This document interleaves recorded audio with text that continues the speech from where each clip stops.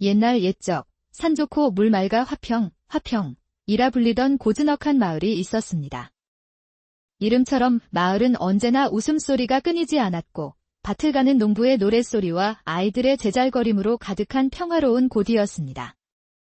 하지만 어느 날부터인가 그 평화로운 마을에 서글픈 곡소리가 울려 퍼지기 시작했습니다.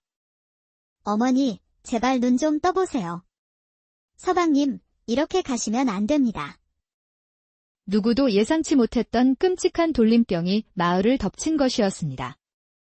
역병은 늙은이나 어린아이, 남자나 여자를 가리지 않고 모든 이를 쓰러뜨렸고 얼마 지나지 않아 마을은 죽음의 정적에 휩싸였습니다. 그런데 그 참혹한 비극 속에서 기적처럼 살아남은 한 사람이 있었습니다. 부디 좋은 곳으로 가시길. 그녀의 이름은 연화. 남루한 행색 때문에 마을 사람들에게 거지 처녀라 불리던 여인이었습니다. 아무리 평화로운 마을이라 해도 그늘진 곳에 사는 힘든 사람은 있기 마련입니다. 연화는 일찍이 부모님을 여의고 마을 사람들의 동정과 약간의 도움으로 겨우 연명하던 처녀였습니다. 사람들은 겉으로는 그녀를 안타까워하며 챙겨주었지만 속으로는 은근히 멀리하고 싶어 했습니다. 아이고, 우리 연화 혼자서 얼마나 고생이 많아. 그런데 말이야, 내가 여기 있으면 우리 애들 교육에 좋지 않을 것 같아서 저기 산자락 아래 움막이라도 하나 있으니 거기서 지내는 게 어떻겠니? 결국 연화는 마을에서 한참 떨어진 외딴 산자락 아래 허름한 움막으로 내몰리듯 쫓겨났습니다. 아침이면 산나무를 캐어 허기를 채우고 비가 오면 처마 밑으로 떨어지는 빗물을 받아 목을 축이는 고된 삶이었습니다. 하지만 역설적이게도 그 외롭고 고립된 삶이 그녀를 살렸습니다. 사람들과 멀리 떨어져 지낸 덕분에 온 마을을 휩쓴 끔찍한 전염병을 피할 수 있었던 것입니다. 산자락 위에서 연화는 텅 비어버린 마을을 말없이 내려다보았습니다. 그녀의 눈에서는 뜨거운 눈물이 흘러내렸습니다. 그녀는 이내 결심한 듯 하나둘씩 마을 사람들의 시신을 거두어 양지 바른 곳에 묻어주기 시작했습니다. 며칠 밤낮을 뜬 눈으로 땅을 파던 연화는 마침내 마지막 마을 사람과 작별 인사를 마쳤습니다. 그녀는 정성껏 쌓아 올린 무덤들을 향해 깊이 허리를 숙인 뒤 손에 묻은 흙을 씻으러 차가운 냇가로 향했습니다. 맑은 물에 손을 담그자 검게 변했던 그녀의 손이 서서히 제 빛을 되찾았습니다. 연화는 그런 제 손을 멍하니 바라보다 작은 목소리로 중얼거렸습니다. 이제 어떻게 살아가야 하지? 텅 빈 마을에 홀로 남았다는 외로움은 부모님이 없다는 사실을 처음 깨달았던 그 순간만큼이나 뼈아프게 다가왔습니다. 바로 그때였습니다. 냇물 상류 쪽에서 커다란 솥단지 하나가 물결을 따라 둥실둥실 떠내려오고 있었습니다. 윗마을까지 역병이 퍼진 것인가? 그곳 사람들도 모두 떠나고 살림살이가 떠내려오는구나. 연화는 솥단지를 보며 안타까운 마음에 고개를 숙여 떠나간 이들의 넋을 기렸습니다. 그런데 갑자기 솥단지의 뚜껑이 덜컹거리기 시작했습니다. 처음에는 그저 바람 때문이겠거니 생각했지만 뚜껑은 마치 안에서 누가 밀어 올리는 것처럼 계속해서 들썩였습니다. 깜짝 놀란 연화는 차가운 냇물 속으로 뛰어들어가 솥단지를 건져 올렸습니다. 그리곤 조심스럽게 뚜껑을 열어보는데 이게 무슨 일일까요? 솥단지 안에는 갓 태어난 듯한 갓난아기가 포대기에 쌓인 채 동그란 눈으로 연화를 바라보며 방긋 웃고 있었습니다. 뜻밖의 아이를 구하게 된 연화는 아이를 품에 안고 불이 나게 자신의 움막으로 돌아왔습니다. 아이의 몸을 살피자 다행히도 역병에 걸린 흔적은 보이지 않았습니다. 정말 다행이다. 이 아이의 부모가 역병을 피해 마지막 희망을 담아 아이를 솥단지에 넣어 흘려보낸 것이로구나. 연화는 깨끗한 천을 찾아 아이를 감싸 안았습니다. 하지만 이내 그녀의 마음속에는 깊은 걱정이 피어올랐습니다. 그런데 이제 이 아이를 어쩌지? 나같이 가진 것도 아는 것도 없는 사람이 어떻게 아이를 키운단 말인가? 바로 그때였습니다. 아이는 작고 여린 손을 뻗어 연화의 손가락을 꼭 쥐었습니다. 자신이 어떤 상황에 처했는지도 모른 채 그저 해맑은 얼굴로 연화를 바라보는 아이. 그 순간 연화의 가슴 속에서 뜨거운 무언가가 솟구쳐 올랐습니다. 얼마나 기구한 운명이면 이 작은 생명을 강물에 떠내려 보냈을까? 나처럼 세상에 기댈 곳 하나 없는 이 아이를 외면할 수는 없어. 연화는 굳게 마음을 다잡았습니다. 그래. 내가 내게 온 것은 분명 하늘의 뜻일 거야. 내가 너의 어미가 되어주마. 저것 봐, 강아지네. 멍멍. 멍멍. 저건 나비란다. 헐헐 날아가는구나. 나비. 나비. 시간은 쏜살같이 흘러 강물을 따라 떠내려온 아기는 어느새 두 발로 아장아장 걸어 다니는 아이가 되었습니다. 말도 제법 잘하고 활발한 것이 가진 것 없는 거지 처녀가 키웠다고는 믿기지 않을 만큼 건강하게 잘 자라주었습니다. 그도 그럴 것이 연화는 자신이 굶을지언정 아이의 배는 늘 채웠고 자신이 헐벗을지언정 아이에게는 좋은 옷만 입혔습니다. 나는 부모의 사랑을 받아보지 못했지만 너만은 세상의 모든 사랑을 받게 해줄 것이다. 그녀는 텅 빈 마을의 힘든 상황 속에서도 아이를 잘 키우겠다는 일념 하나로 꿋꿋이 살아갔습니다. 그러는 동안 아이는 연화에게 그 무엇과도 바꿀 수 없는 소중한 존재가 되었습니다. 나의 행복, 나의 구원인 내 아가. 어찌 이리도 예쁠꼬. 비록 피 한 방울 섞이지 않은 남이었지만 연화는 아이를 진심으로 사랑했습니다. 그런데 문득 그런 생각이 들었지요. 우리 아이가 이렇게나 예쁜데 친부모가 보면 오죽할까? 역병을 피해 아이를 솥에 담아 떠내려 보내야만 했던 부모. 그들도 이미 세상을 떠났을 가능성이 컸지만 연화는 그들의 무덤에라도 아이를 보여주고 싶었습니다. 이에 연화는 짐을 꾸리기 시작했습니다. 보자기로 아이를 업고 비상식량으로 보리떡 2개를 챙겨 아이가 떠내려온 냇물의 상류를 향해 걸어갔습니다. 아이가 배고프다고 칭얼대면 보리떡을 입으로 잘게 씹어 먹여주며 그녀는 끝없이 강물을 거슬러 올라갔습니다. 며칠을 걸었을까 연화는 마침내 윗마을에 도착했습니다. 그런데 이게 무슨 일인가요? 하, 얘들아. 어서 들어오너라. 밥 먹어야지. 이곳 또한 역병이 휩쓸어 폐허가 되었을 거란 생각과 달리 마을은 사람들로 북적이며 활기가 넘쳤습니다. 세상에. 예상과 다른 마을의 모습에 놀란 것도 잠시 그녀는 희망을 품었습니다. 마을이 이렇게 멀쩡하다면 아이의 부모도 살아계실지 몰라. 연화는 아이의 친부모를 찾기 위해 발걸음을 옮겼습니다. 그러나 얼마 가지 않아 해가 지고 말았으니 그녀는 일단 하룻밤 묵을 곳을 먼저 찾아야 했습니다. 마을을 둘러보던 그녀는 마을 한가운데 자리 잡은 고래등 같은 거대한 기와집을 발견했습니다. 저 정도 집이라면 하룻밤 신세는 질 수 있겠지? 연화는 아이를 등에 업은 채 대문 앞에 다가가 조심스럽게 문을 두드렸습니다. 그러자 삐걱 소리와 함께 문이 열리더니 비단옷을 차려입은 매우 아름다운 여인이 모습을 드러냈습니다. 누구시오? 온갖 장신구를 치렁치렁 매단, 한눈에 봐도 귀한 집마님처럼 보이는 그녀였습니다. 그녀는 연화의 등 뒤에 업힌 아이를 보더니 경멸적인 표정으로 말했습니다. 뭐야? 애 팔아서 동정이나 얻으려는 거짓꼬리로군. 우리는 그런 수작에 안 넘어가니 썩 다른 데 나가서 알아보시오. 그녀는 아름다운 외모와 달리 얼음장처럼 차가운 말을 내뱉으며 문을 닫으려 했습니다. 아이를 팔다니요. 절대 그런 사람이 아닙니다. 그저 날이 저물어 하룻밤만 신세 질 수 있을까 하여 찾아왔을 뿐입니다. 정 불편하시다면 저는 괜찮으니 제 아이만이라도 추운 밤을 피하게 해주시면 안 되겠습니까?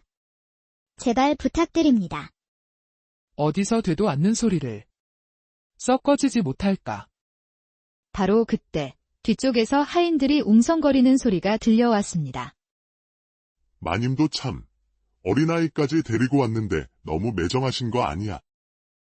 그러니까 저리 아이를 미워하시니 아기가 안 들어서는 게지. 시끄럽다.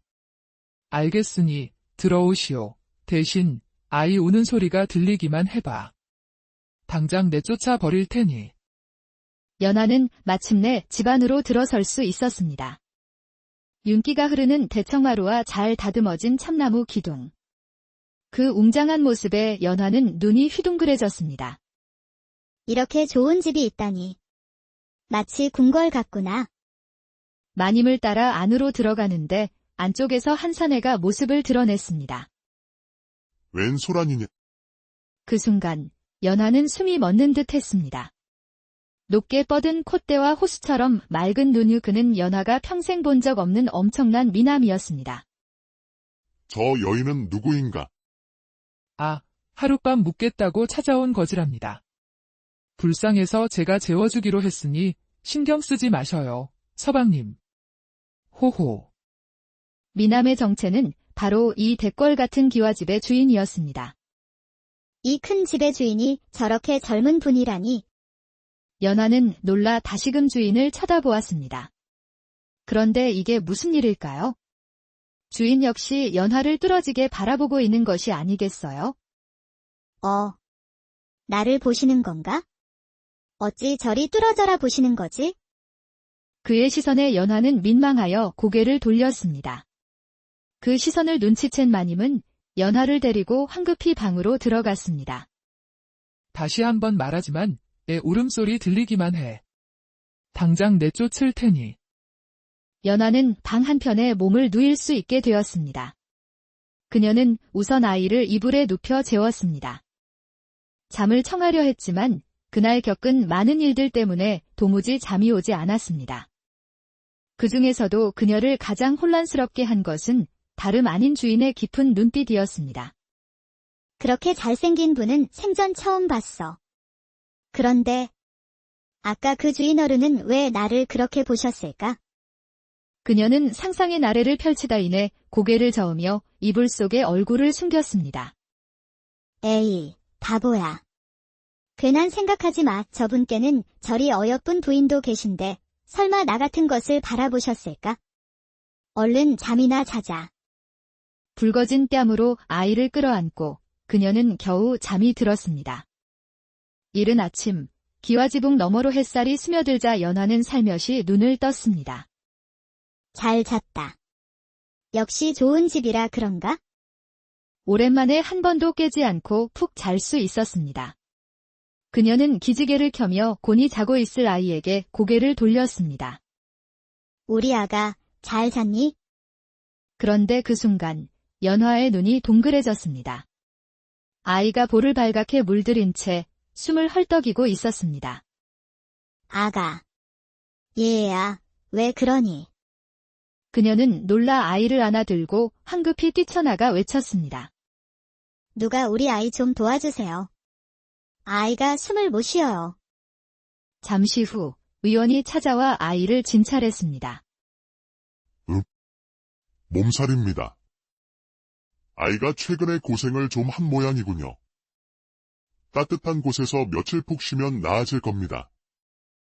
감사하게도 마님은 의원을 불러주었습니다.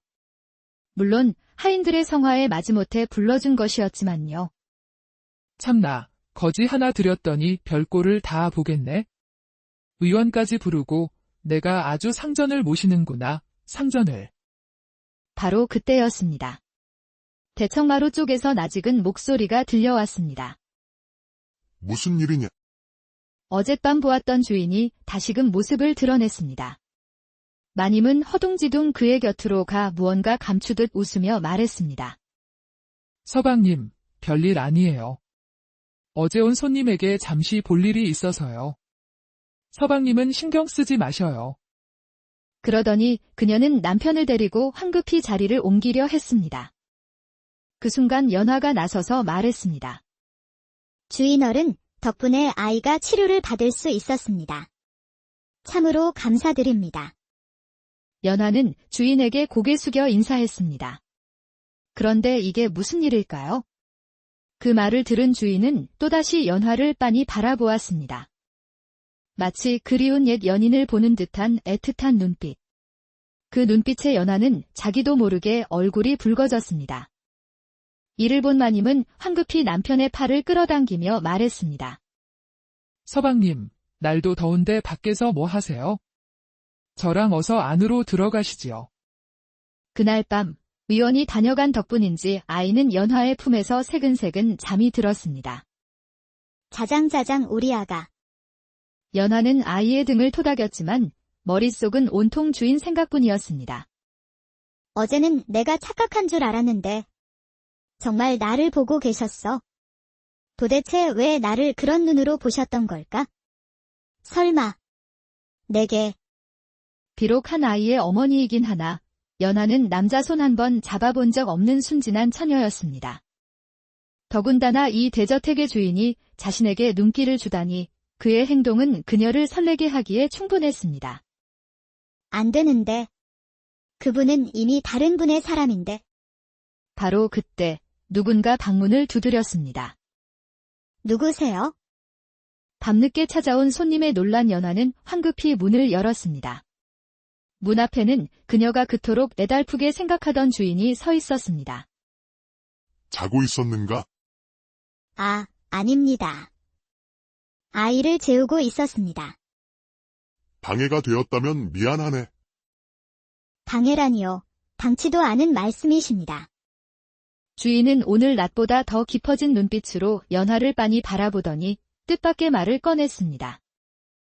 어젯밤 처음 본 순간부터 도무지 머릿속에서 떠나질 않아 이렇게 찾아왔네. 예. 어찌나 눈에 아른거리던지. 살결 한번 만져본다면 이 마음이 사라질까 싶어서 말이네. 부인도 계신 분이 어찌 그런 말씀을. 부인이 있으면 만지면 안 된다는 법이라도 있는가? 허나 그대가 싫다면 억지로 하지는 않겠네. 법이 있는 것은 아니지만 알겠습니다. 그럼 딱 한 번만입니다. 연하는 눈을 꼭 감았습니다. 그래서는 안 될 일이었지만 그녀는 자기도 모르게 주인의 손길을 기다렸습니다. 차가운 밤 공기를 가르며 따뜻한 온기가 다가오는 순간 거참, 곱기도 하구나. 이게 무슨 일일까요? 그의 손이 닿은 곳은 연하의 얼굴이 아닌 그녀의 품에 안겨 잠든 아이의 뺨이었습니다. 아가, 고운 아가. 어찌 이리도 고울까? 그렇습니다. 어젯밤부터 느껴졌던 주인의 시선은 연하가 아닌 아이를 향한 것이었습니다. 진실을 깨달은 연하는 귀까지 빨개져서 말했습니다. 아, 아이를 좋아하시는군요. 아이를 좋아하지 않을 사람이 있겠는가?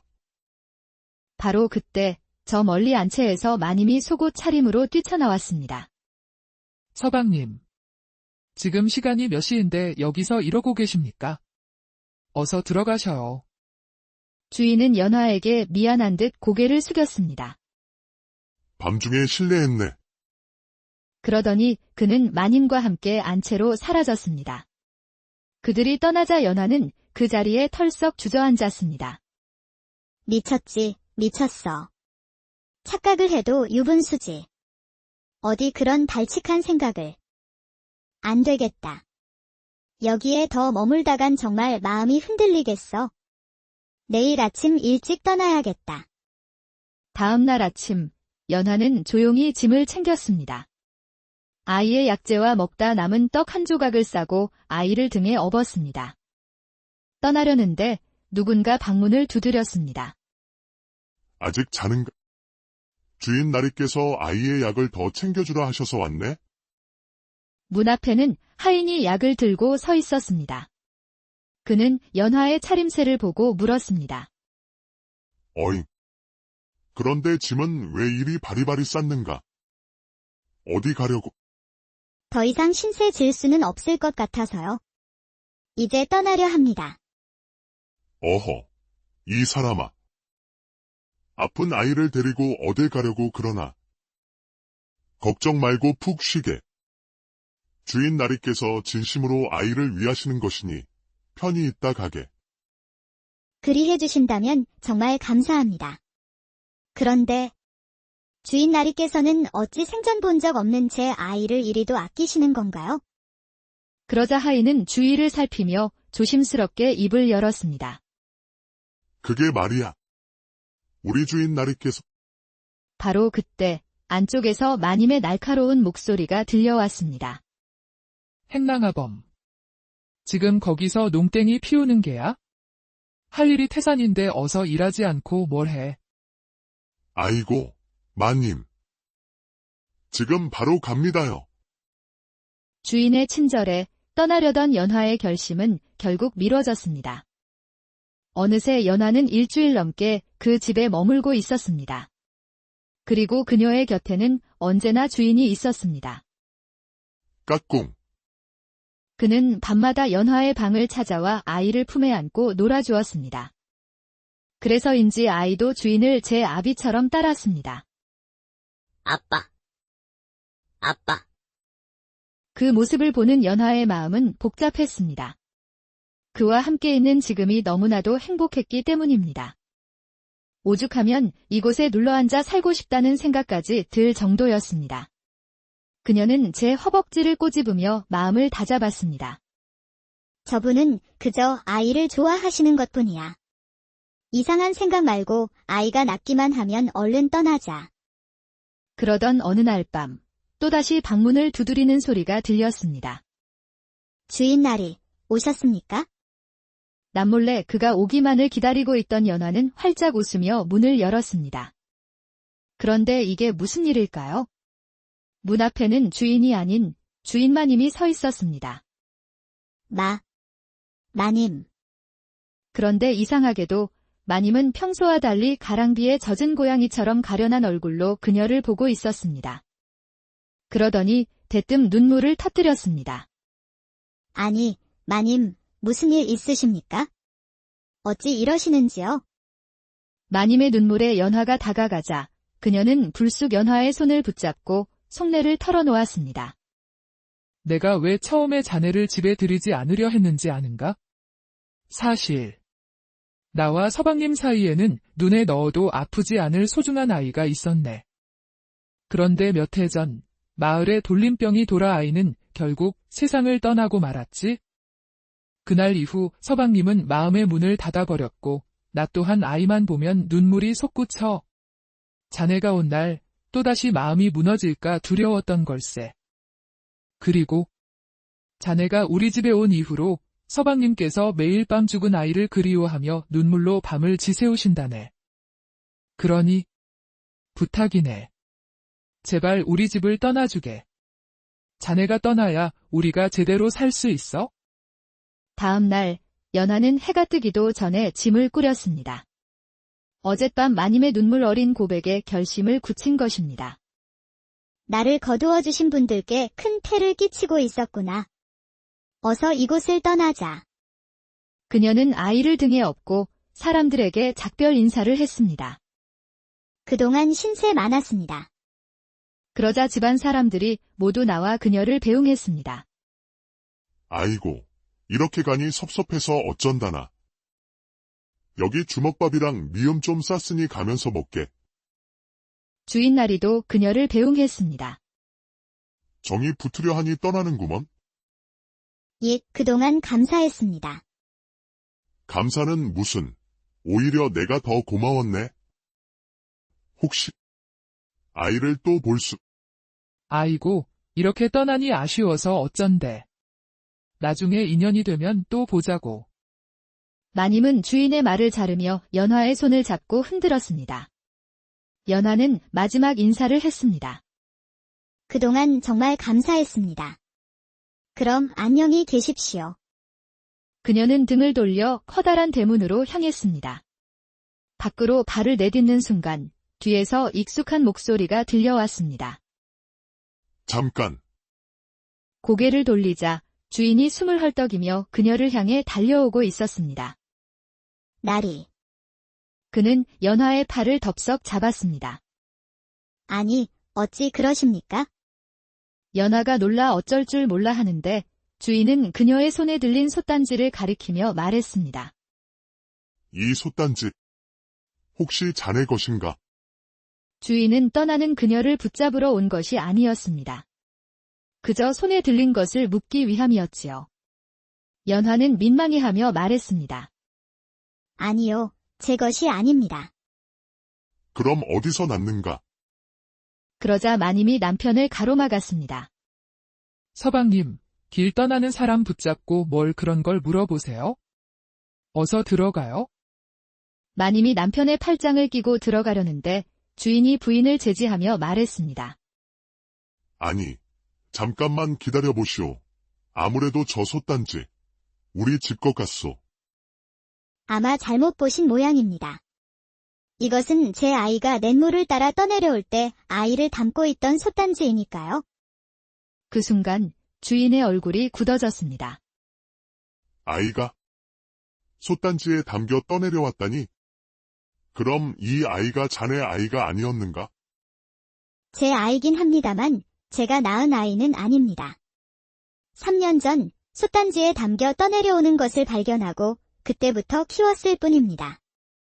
혹시 아이의 친부모가 살아계실까 하여 솥이 떠내려온 상류마을을 찾아 여기까지 온 것입니다.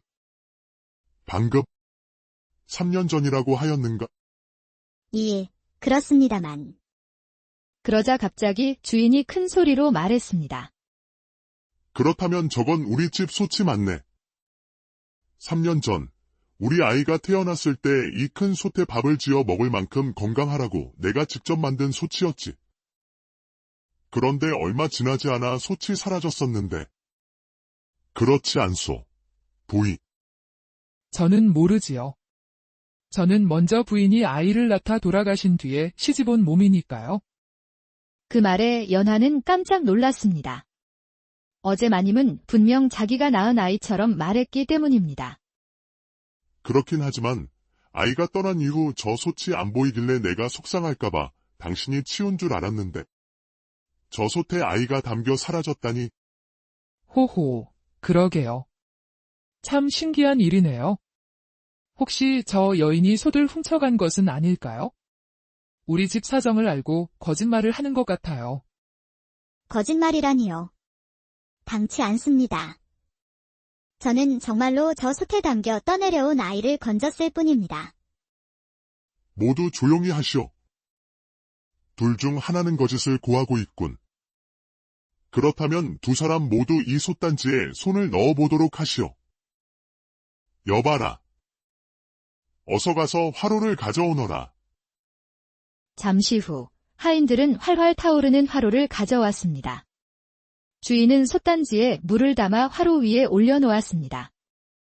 곧 물이 끓어오르자 주인은 두 사람을 불렀습니다.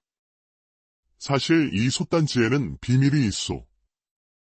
바로 거짓을 가려내는 신비한 단지지. 만약 진실을 말한다면 끓는 물에 손을 넣어도 아무렇지 않을 것이나 거짓을 말하는 자는 손이 크게 데일 것이오. 그러자 마님의 얼굴이 하얗게 질렸습니다. 서방님, 그런 게 어디 있습니까? 저리 펄펄 끓는 물에 손을 넣으라니요. 그리 결백하다면 어서 손을 넣어보시오. 그럼 당신 말을 믿어주겠소. 연하는 겁이 났지만 그녀는 정말 결백했기에 두려울 것이 없었습니다. 그녀는 솥을 향해 손을 뻗어 부글부글 끓는 물에 손을 넣으려 했습니다. 바로 그때 마님이 갑자기 털썩 주저앉았습니다. 서방님, 제가 잘못했습니다. 제가 아이를 솥에 담아버렸습니다. 모시. 어찌 그 어린 것을. 이건 제 탓이 아닙니다. 모두 서방님 탓이라고요. 아무리 아이를 위해 드린 여인이라지만 서방님은 아이만 보고서는 거들떠보지도 않으셨잖아요. 그래서 아이만 사라지면 저를 사랑해 주실 줄 알았습니다. 그 아이 하나 없어져도 저와 다시 아이를 낳으면 될 일 아닙니까? 그 말의 주인은 분노에 부들부들 떨며 소리쳤습니다. 못들 하느냐. 어서 저 파렴치한 여인을 당장 내쫓거라. 결국 마님은 쫓겨나고 말았습니다. 모든 사실을 알게 된 주인은 연화에게 다가갔습니다. 당신이 내 아이를 살려주었구려. 아닙니다. 사실은 아이가 저를 살려준 것입니다. 이 아이 덕에 저도 살아갈 희망을 얻었으니까요. 아이의 친아버지가 일이 좋은 분이셨다니 정말 다행입니다. 연하는 등에 업고 있던 아이를 주인에게 건네주었습니다. 주인은 떨리는 손으로 아이를 받아들고 꼭 끌어안았습니다. 아가. 내 아가. 다정한 부자의 모습을 보며 연화는 깊이 허리를 숙였습니다. 이 아이는 제게 희망이자 구원이었습니다. 제 행복을 돌려드리오니 부디 아이와 오래오래 평안히 사시옵소서. 그녀는 눈물을 훔치며 길을 떠나려 했습니다. 그때 주인이 그녀를 붙잡았습니다. 어딜 가시는 게요? 예. 아이의 친부를 찾았으니 저는 이제 가봐야지요. 내가 비록 아이의 아비라 하나, 아이가 버려진 것도 몰랐던 못난 애비여. 하지만 당신은 피 한 방울 섞이지 않았음에도 아이를 거두어 주었으니 당신이야말로 진정한 어미여. 그러니 내 당신께 부탁하겠소. 부디 나와 함께 이 아이를 키워주시겠소. 예. 부디 저와 혼인해 주시오. 그렇게 연화는 주인에게 시집을 가게 되었습니다. 홀레복을 입고 서로를 바라보는 두 사람. 그리고 그들의 품에는 아이가 안겨 있었습니다. 엄마. 아빠. 그들은 성대하게 혼례를 올렸고 그날 밤 두 사람은 처음으로 둘만의 시간을 갖게 되었습니다. 우리 아이를 이리 잘 키워주다니 정말 고맙소, 부인. 아닙니다. 저도 아이 덕에 행복했습니다. 그런데 서방님, 그 솥에 정말 그런 신비한 힘이 있었답니까? 그러자 남편이 껄껄 웃으며 말했습니다. 허허, 부인은 참으로 순진하시오. 세상에 그런 솥단지가 어디 있겠소. 나는 그저 진실을 알아내고자 꾀를 쓴 것뿐이오. 정말 결백한 사람은 끓는 물이라도 겁없이 손을 넣을 것이고 떳떳하지 못한 자는 그 말 한마디만으로도 떨기 마련이니까. 세상에. 저는 전혀 몰랐습니다. 그나저나 부인, 그거 아시오. 사실 나는 처음 본 순간부터 부인에게 반했었다오. 예. 하지만 서방님은 제가 아닌 아이를 보고 계셨는걸요. 허, 물론 아이를 본 것도 맞지만 임자 있는 몸이 다른 여인을 그리 뚫어져라 볼 수는 없는 노릇 아니겠소. 그래서 아이를 보는 척하며 당신을 훔쳐보았던 것이오. 이제 이렇게 당당히 당신을 볼 수 있으니 나는 참으로 복이 많은 사람이오. 서방님께서 복이 많다니요. 사실 저야말로 서방님께 첫눈에 반했었답니다. 평생 움막에서 살던 제가 이리 좋은 집의 안주인이 되었으니 복이 많은 사람은 바로 저이지요. 그리고 이 모든 복은 우리 아이가 가져다준 복이겠지요. 허, 맞소이다. 우리 아이가 우리를 이어주었으니 참으로 복덩이가 아니겠소. 그렇게 두 사람은 행복한 밤을 보냈습니다. 연화는 자신을 진심으로 아껴주는 남편과 눈에 넣어도 아프지 않을 사랑스러운 아이와 함께